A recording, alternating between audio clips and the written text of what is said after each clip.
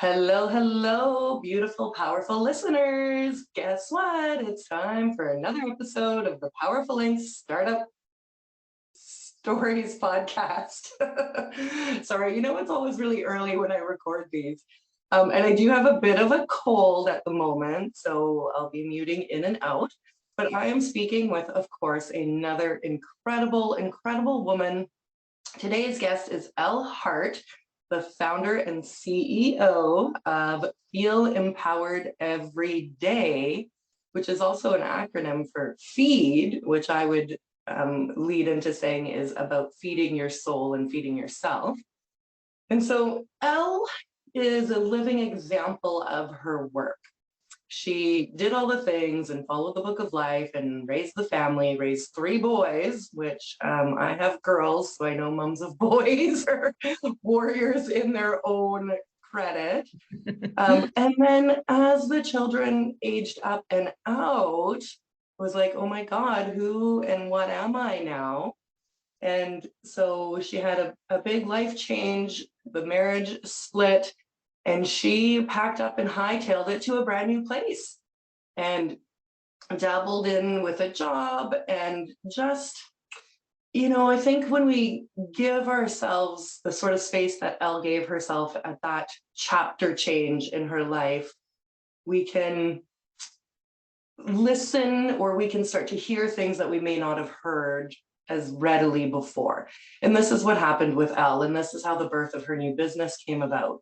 And today we're going to go through that journey with her, and then we're going to talk about like her marketing and her lead gen and the ideas and strategies that she's implementing to get this business on the map, because she knows that there's people out there who need her and that she needs. Like when we're coaches, it's very reciprocal, right? This isn't a one-way street whatsoever. And I know for most of us, like when we are connecting to somebody, it's activating us and we're getting just as much out of it. So I'm going to bring Elle in. Welcome. Good morning. Look at your beautiful smiling face. Welcome to the show. Good morning. Thank you. Take it away for us, Elle. Tell us in your own words. Yes, as you mentioned, I raised 3 boys. I was a stay-at-home mom. I started my mothering journey at a young age while I was still in college. And I married my college sweetheart, and we started a family, and I had 3 boys, and I ended up staying home with them, which was out of necessity at the time. It just made sense, believe it or not, financially, but I loved it, and I was so happy about that. So I enjoyed every minute of being able to be with them. Throughout the years, I did dabble in different hobbies and different kind of, I don't know if I could even call them businesses, but different endeavors that I took on. I did some home daycare. I actually became certified in home boxing. So I had a heavy bag in my basement, and I taught my friends how to box. Boxing? Oh yeah, we'd hit the heavy bag together. Okay. So, hey, don't shortchange yourself. All of those are entrepreneurial endeavors. Right. So the call was always there. That's always so cool. there. Okay. Awesome. I always seem to take an idea and then I have to put some kind of spin on it my own and do it my own way. Yeah. And I think part of that is just who I am and how I do things. But also I had the flexibility over the 25 years of raising my kids as well. And when that time came, it happened to be the same exact year that I was empty nesting that we divorced. Yeah.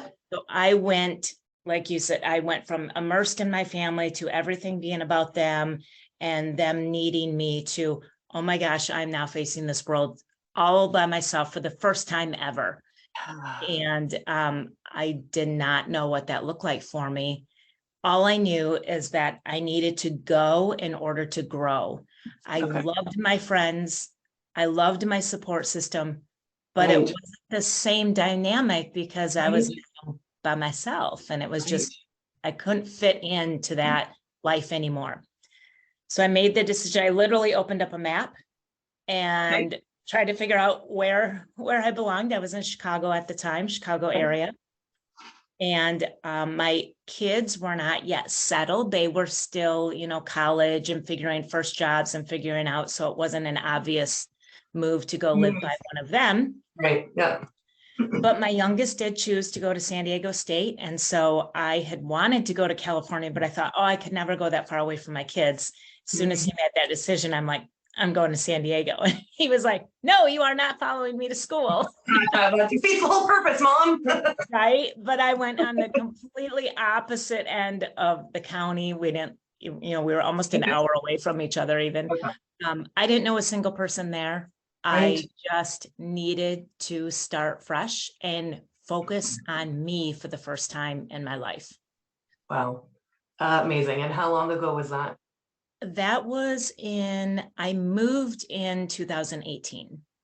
Oh, okay. So 4 years ago. March of 18 is when I moved. And so is that son kind of done school now? We're coming close to it. I'm sorry? Your son that moved there? Son. Yeah, he ended up changing paths and he moved to New York for a little bit. Now he's in LA. Okay. So you really are there on your own. And I gotta say, like, it looks good on you. Your Instagram pictures and that sort of thing is like, you totally got this warm climate, vibe happening. I loved every minute. Now I have moved since then. You moved again? Okay. Yeah, just recently I moved back to the Midwest. I'm in Ohio, in a small town in Ohio. I met somebody right after I moved. I had taken 1.5 years between when we started the divorce process until the move happened. And during that time, I was in survival mode, but I also was in figure me out mode. And sort of the crux of it was the move. I would not have been able to go ahead with it had I not already done a lot of work on myself. Okay. So when I went, I was in a good space. I was in a really good space. I went with 2 mantras, be present, live for today. And I know we talk about that a lot, but in terms of actually setting that mindset is so difficult. We tend to carry our past with us or worry too much about what the future looks like. And I just let both of those go. And I was like, today, just what does it feel like to be right here in this moment today and focus on that? And it was so liberating. And the second mantra was let go of expectations.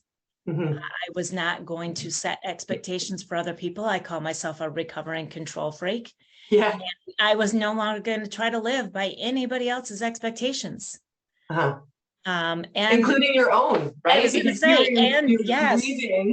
Grieving a life that, you thought you were going to have, grieving the loss of a marriage, the empty nesting can hit us hard, particularly the more kids we have or the fewer. Like, it's just, we know they're going to leave, but then they do. Yes. How dare they? How dare they? So finding these ways. So were you, looking for these things involved, or do you think it was catalyst as a result of what was happening in life? I think it was in terms of the grounding in and the really, who is Elle and how am I going to support and lead myself through these transitions? I think part of it started before the divorce, which maybe led into the divorce a little bit too. I had started just a couple of years before that. I had started working with a company where I was building my own business. I was working with essential oils, and they were very, very focused on personal development. And I, for the first time, felt like I found something that really connected with me. I was super excited about, I was ready to go gangbusters and just grow as much as I could, help as many people as I could. And that was met with some resistance. Yeah. But again, it was weird because there was a dynamic of, hey, I want you to go out and make a bunch of money. You're supposed to, it's your turn now. Like, it was kind of the mentality of, you stayed home for all these years and now it's your turn to go out and work so that I can retire early. And I'm like, well, wait a minute, raising 3 kids is work. Yeah. I wasn't retired. Like, I wasn't golfing all day. I was working. So just kind of hit at a weird situation, whereas, like, yes, I want you to be out making money, but no, I don't want you to do something that you love and you're super happy about because I had to do the grind all these years. So it was a weird situation. So it Yeah, started then, cool. kind of led into the the straw that broke the camel's back, maybe. Okay. And then I just took off from there. And I'm like, wow, Yeah. this is the taste of what it feels like to look outside of my family, look outside of Yeah. myself, and figure out what I can do to make a difference and find a purpose for beyond my four walls of my life, Yeah. because that's Yeah. changing. Feed your soul a little bit, right? And Right. see who else you are. How much more can you do with everything you've already done? Yep. And so now you had a job or two before coming to the point of birthing this version of your business, right? Yeah. When I moved to California, I had no idea what I was going to do. And I ended up, it was suggested to me to look in the school districts. So I ended up Okay. working at a middle school. And I just formed such great connections with the kids on a level that I don't think they were used to, because I wasn't all about again, I put my own spin on things. I wasn't Yeah. all about, the educational system. I was more about you as a person. Right.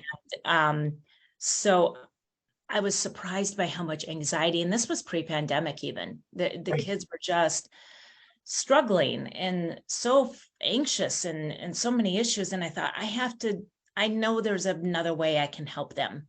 Right. And I didn't want to be a therapist. I Mhm. didn't want to be a school counselor. So I ended up realizing that in myself, when I look back over all of the years, the biggest thing that I struggled with the most was my lack of emotional intelligence. Right. And so I studied emotional intelligence. Mhm. And then, of course, I ended up putting my own spin on the emotional intelligence model, and I created my own model of self-intelligence. Mhm. And I realized that it was the process that I went through to get me to where I was at, to feel strong enough to leave a marriage, to feel strong enough to move across the country and start this whole new life for myself. Mhm. And it was that process that I went through that led me to that. And I thought, oh my gosh, if I could start helping people at any age, really, but especially a younger age, teenagers, young adults, Mhm. Mhm. young parents. Mhm. I Yeah. just, such a Yeah. desire. Young parents like you were, right? Yes, Yeah. absolutely. Go Don't back and lose yourself. empowering that person to stay a person while raising kids, while still figuring out who they even are. Right.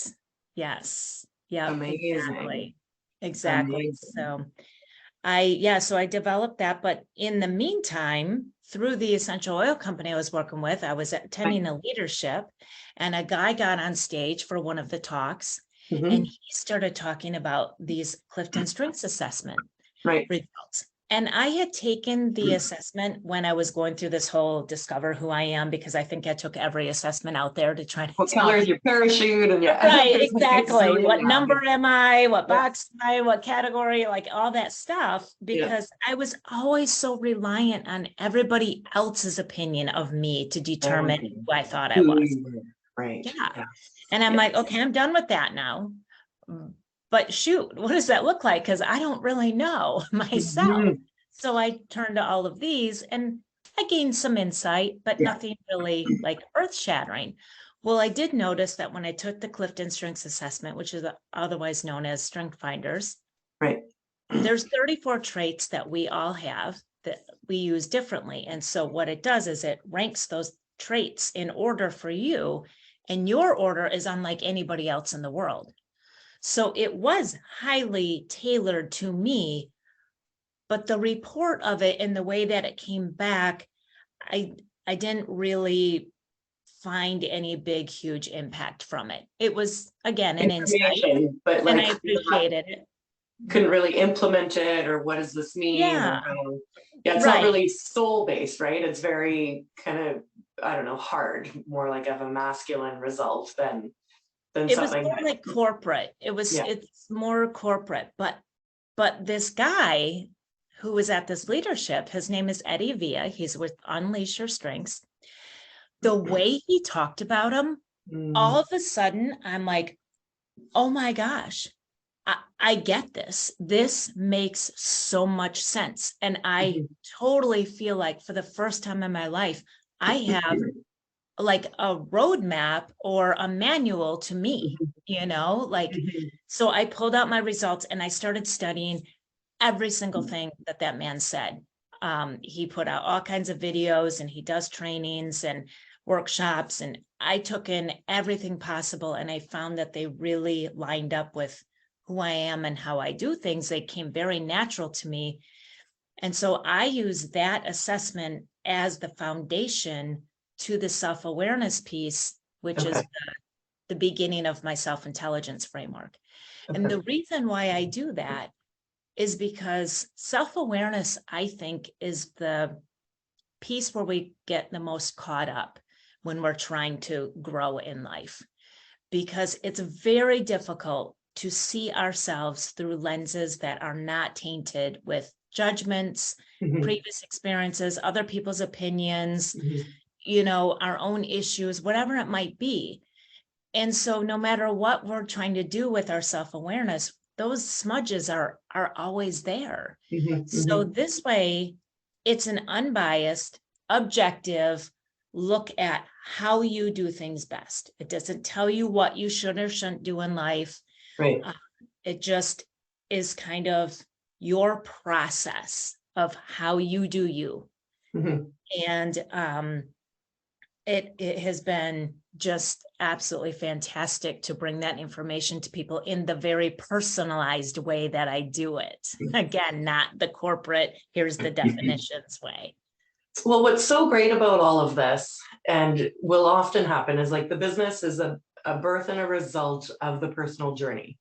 Yes. And especially in this case, you're a product of the product, and you came to that realization when you saw Eddie on stage. It all came together in these aha moments, that we hear about.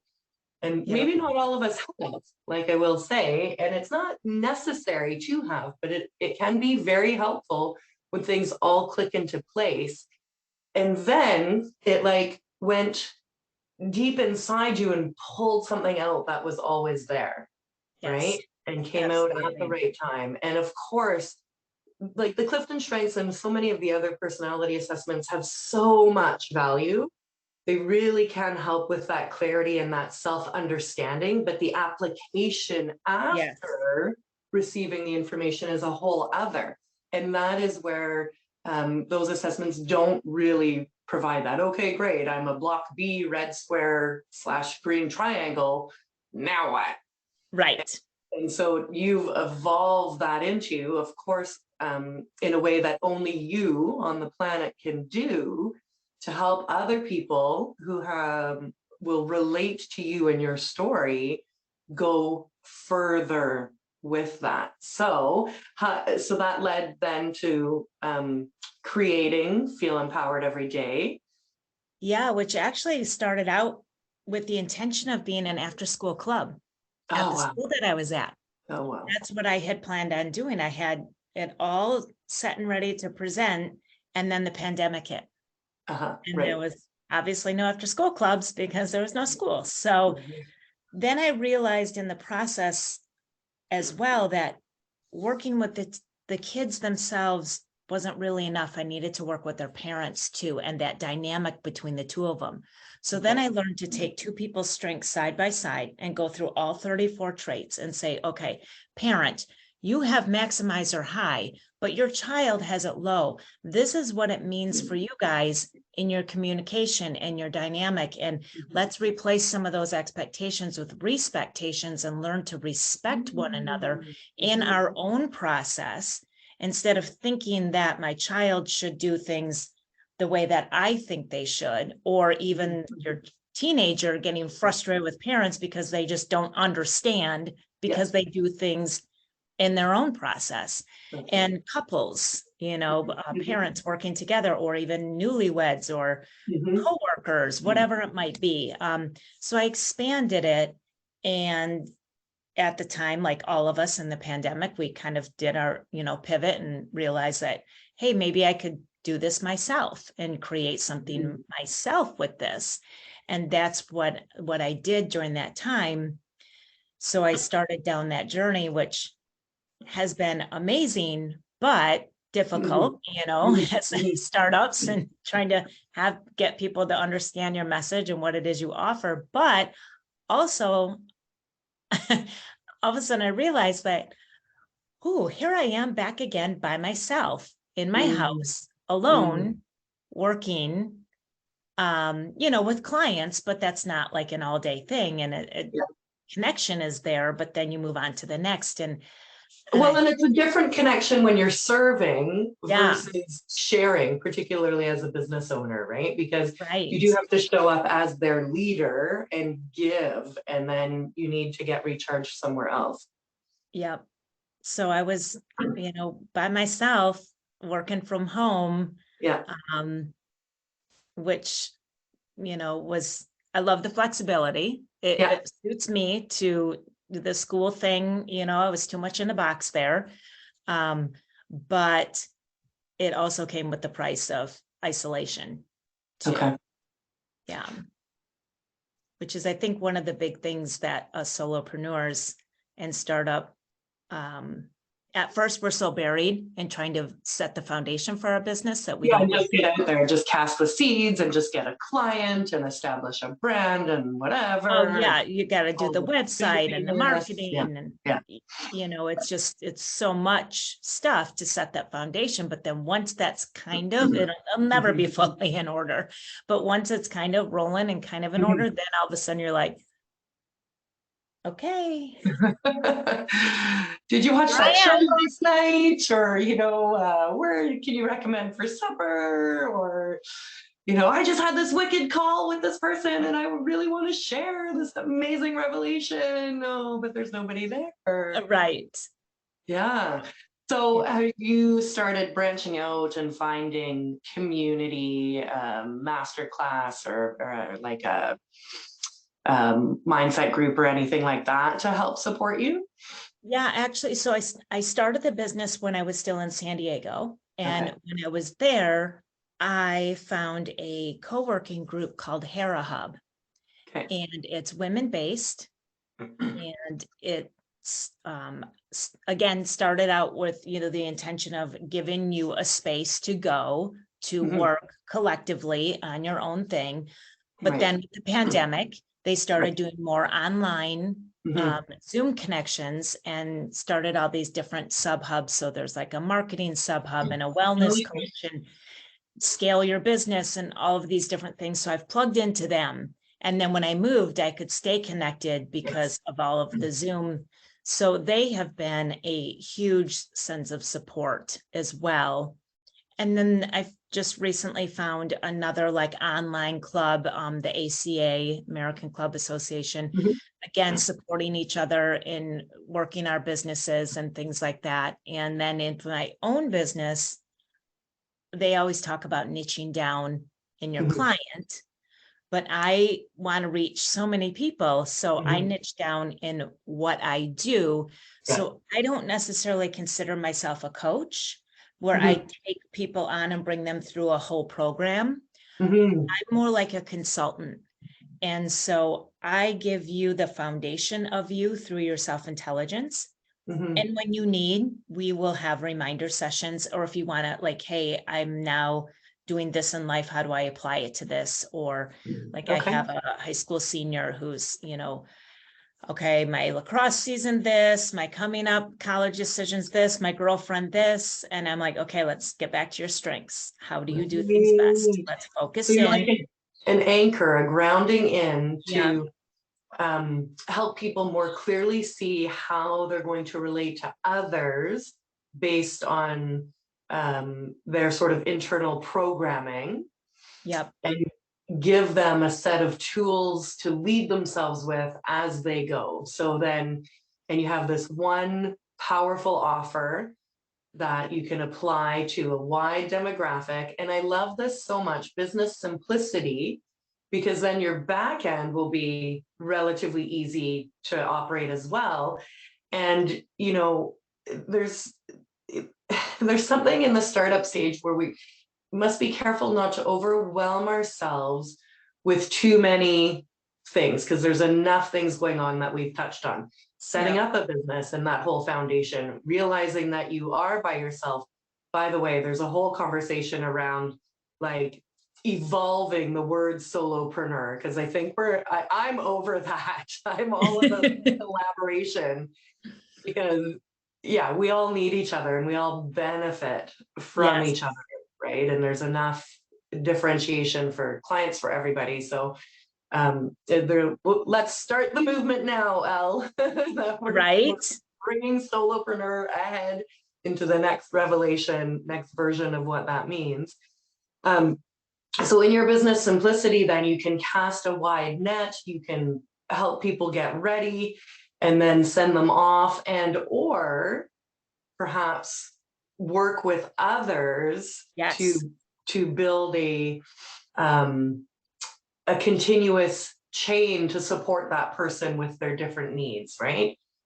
Yeah, I love to collaborate with coaches or even therapists. And I'm like an intake process for them. So if you're a health coach and you have a new client coming into you, or a business coach and you have your 6-month program that you're about to plug them into, and work with them through something, I go through their strengths first with them, and I give you the information that comes back. So when I go through somebody's strengths, I talk about their top 10 and their bottom 5 in great detail. Okay. And the bottom 5 are just as important as the top 10, because that's where we go when we're doubting ourselves, or we think we should be more like other people, or when we're feeling stuck or stressed. And so it's, again, my whole self-intelligence framework is based on self-awareness. So we need to be aware of our good and what's natural and how we do things with flow. But we also need to be aware of our obstacles and where we get stuck and what gets us in off path, off track.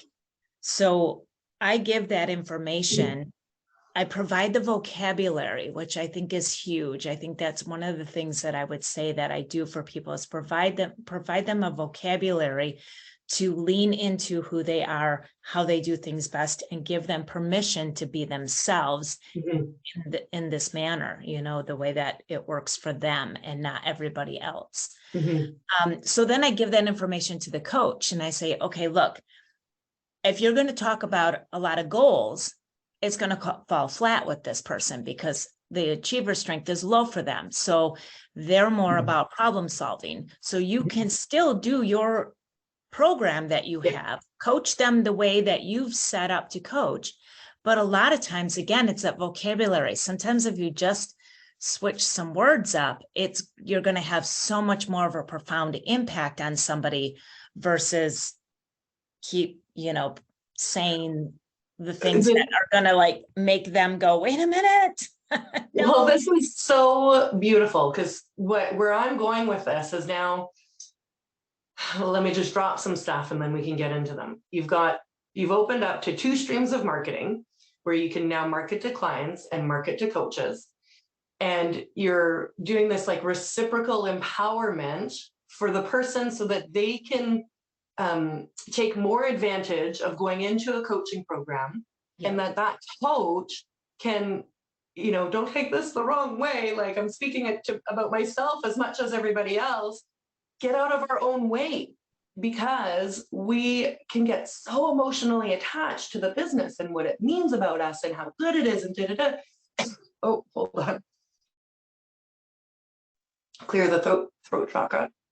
We can get so attached to what we've developed that we may forget who it's for. So this just keeps things more open and more aware and specialized to that coach-client relationship. And so let's go into your marketing then. Let's talk about, what does it look like when you approach a coach? Yeah, honestly, it's difficult sometimes because, like you said, it's their baby, it's their coaching program. They've done a lot of work to go through their own path of getting to why they're coaching. A lot of times for them, it's a personal transformation as well. And then the program and how they've learned to coach and everything.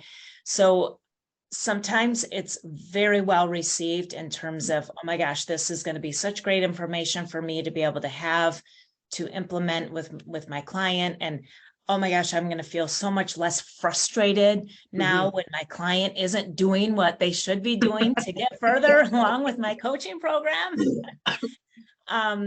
Ultimately, they just want everybody to feel successful at the end of it. They want to feel like they were a success for them, but they also want their client to feel like, hey, you provided me with some really, big value in my life. And ultimately, I want to share this with other people now and send them your way, because I'm so excited about what I've accomplished. So a lot of times they're open, but sometimes I have had situations where they feel like a little threatened by it. And I think a lot of it just depends on, are you an abundance mindset or are you a scarcity mindset? And that's some work that we have to do within ourselves. If you're in a scarcity mindset, you might think, oh no, what if they decide to just keep working with you instead? Well, I don't coach and I don't do what you do. So they wouldn't get from me what they're going to get from you. I can't keep them. I have nothing else to do with them. I want to give them to you. Provide them your magic. I don't. I don't have the knowledge and I'm not you. So they came to you for a reason. So, that's part of it. So I think it's really been a combination of how it's been received by coaches, but it's a seamless program in terms of marketing. I've had some coaches add it to a program and say, okay, if you buy this program from me, you will get this service from Elle as part of the program. Some offer as an add-on. And some may wait and say, okay, if I'm stuck and I just feel like we're not getting anywhere and we're just kind of treading water right now, then I'll pull you in and have you come in and talk to, go through the strengths. And then maybe we can, figure out how to get on the same page. Like I was having a meeting the other day with a coach, and we were actually presenting something together and we were talking about how our presentation was going to go. And I'm like, well, we can kind of just halfway through get a read on it and see how things are going, how people are, responding. And then we'll just sort of go with the flow and all this. And I could tell she was getting more and more and more tense the more I was talking. And it just kind of was stressing her out a little bit. So I happen to have her list of strengths and I pulled them out and I'm like, oh my gosh, you're having a heart attack right now, aren't you? I said, you have adaptability number 34 and you have discipline number 1. Go with the flow, read the crowd and just see where we land is not your way of doing things. You need an agenda and you need to, and I went through and I'm like, okay, I get it. And she's like, oh my gosh, thank you so much for understanding that and seeing that and knowing that about me. Because yes, I was just thinking, this is going to be a disaster. I don't want to have any part of this. Right. And so then I was like, okay, I got it. You and I are yin and yang, and this is how it can work together for us to both present our own strengths in a way. And the meeting went fabulous. But had we not known that information about each other, we would have been frustrated and not on the same page and trying to maybe overtake one another and how it was going to go. And it could have led to all kinds of disaster. Well, this I think, Elle, speaks to your strategic proficiency in the work that you do and then leveraging it to complement the work of others.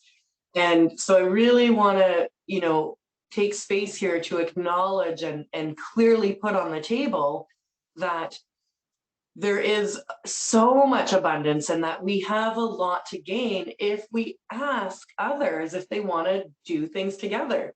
In this particular positioning where you're on a sort of a retainer or an on-call kind of sounds like consignment where, you'll get paid when they cash in on your service as part of the program, which is smart because then you sort of have this money in waiting out there. And, it may not be able to be part of the hard budgeting as hard as it can be when we're entrepreneurs, like every day is different. Right. But it does provide for another stream of income for you, Yeah. right? Which is really smart. And allows you to practice your skills, practice your messaging, expose yourself more, and grow probably a larger audience, because people who are considering going to a coach may, just need like that bridge before going all the way, and then see your work and go, oh, maybe this is for me. So, you've really naturally, very organically, it sounds, found a way to fill a need and serve from the heart for you, Yeah. and have like quite a leveraged impact in two different client markets, right? So like people who come to you direct and coaches who could benefit. Yep. Yep. Exactly. And so let's talk a little bit about your marketing and your messaging and how that's going. How are you getting yourself out there aside from these sorts of things, and how are you finding clients, and what other things are you doing to help yourself in your business? Well, like I mentioned, I moved. So I once again found myself in a town where I don't know a single person. I had said before that I met somebody right after I moved. Yeah. And we're in a relationship, and we moved here together. Okay. For a job for him. And that's been fabulous. And I love the area that I'm in, but it's posed another marketing challenge, because now I'm new to a town that's pretty cohesive. So I decided that I am actually in the process of opening a co-working space here myself. Cool.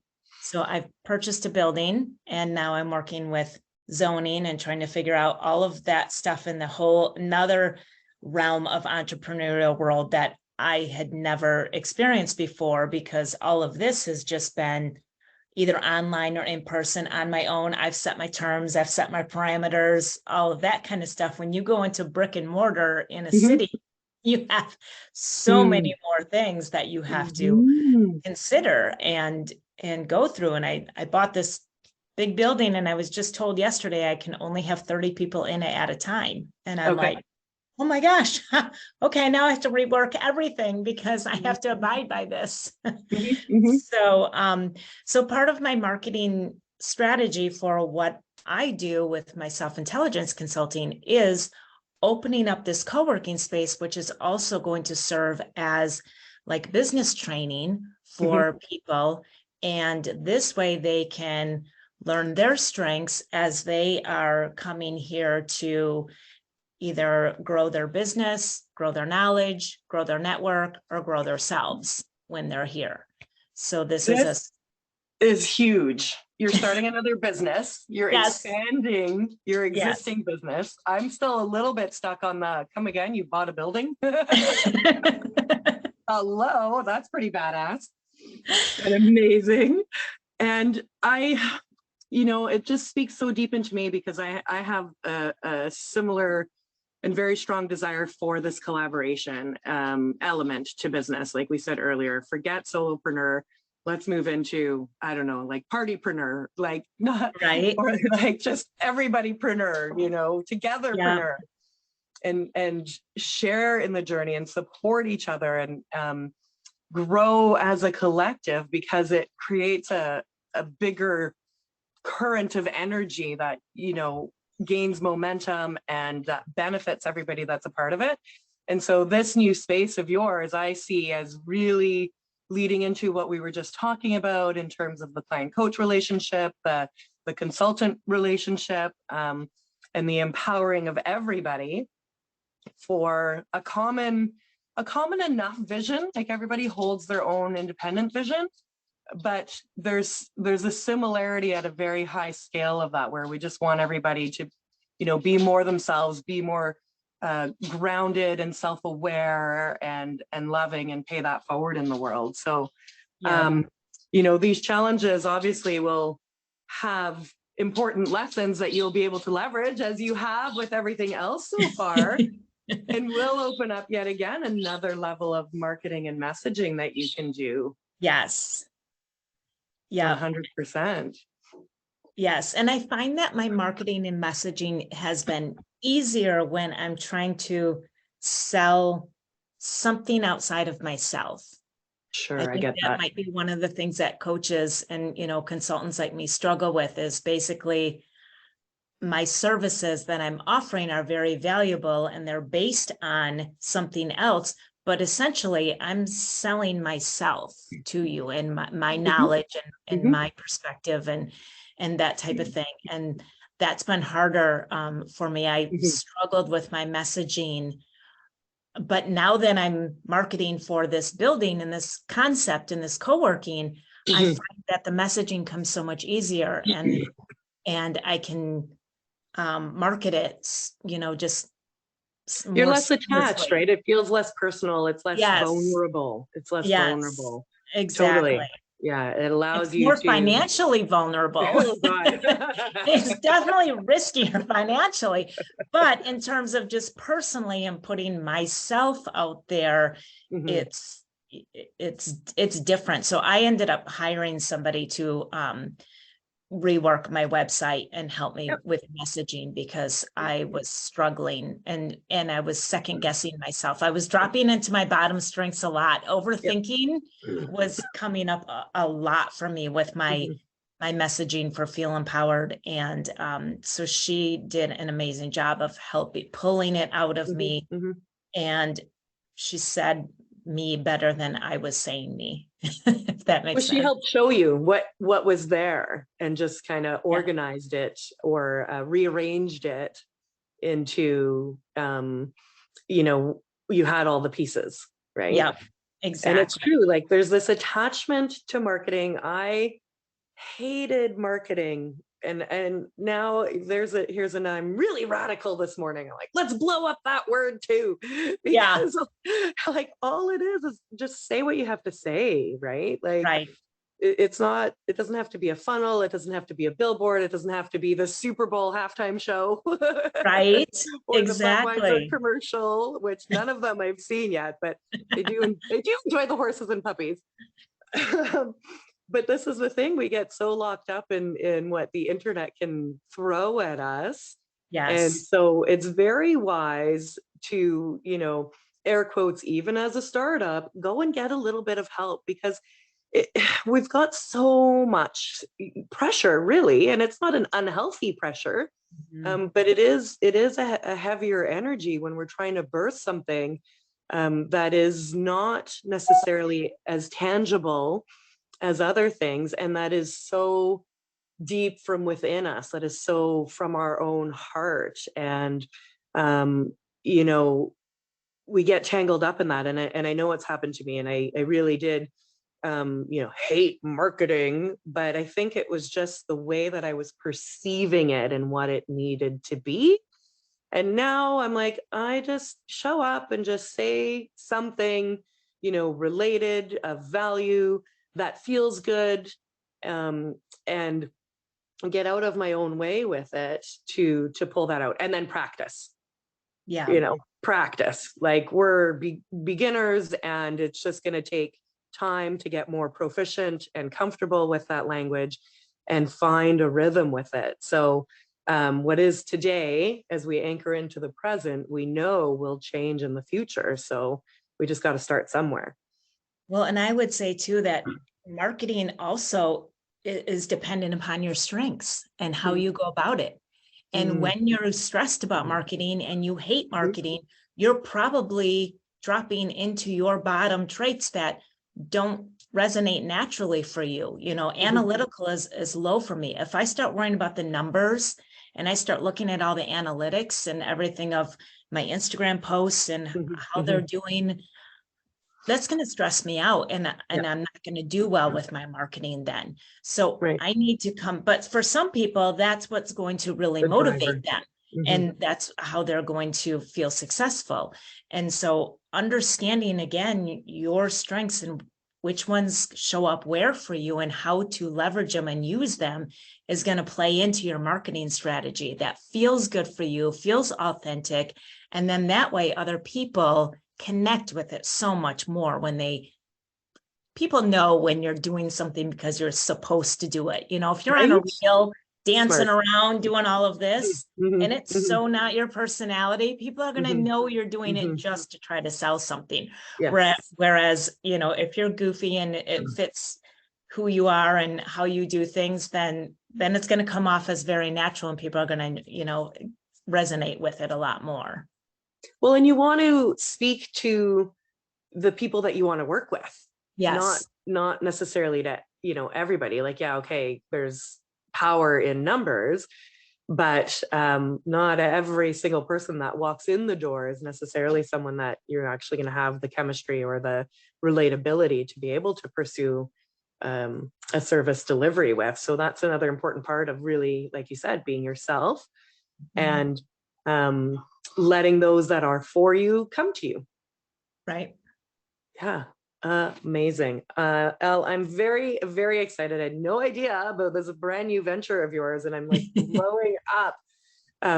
Co-working spaces were very new 5-6 years ago in the area that I live in, and then COVID and my own life changes, moving a little bit away. But there's just so much value in them, and you know, if you're one of the new ones, you could be very much a pioneer. And I'm actually, there's one considering opening up in my area, and they want to do like sound bathing and yoga and bring all these other elements in. So there's like business has evolved, and particularly online business, and particularly women-led online business.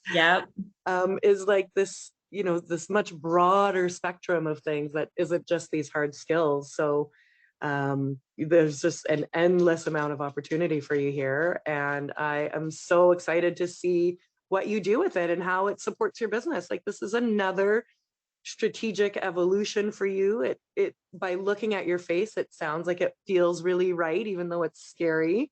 Right? Nothing happens inside the comfort zone. Right. Exactly. Well, and when you get to a certain age, you just kind of, you know, you don't have as many F's to give anymore. You're like, okay, if I don't do it now, I'm never going to do it in life. So why not? Because it's all just an experiment anyway.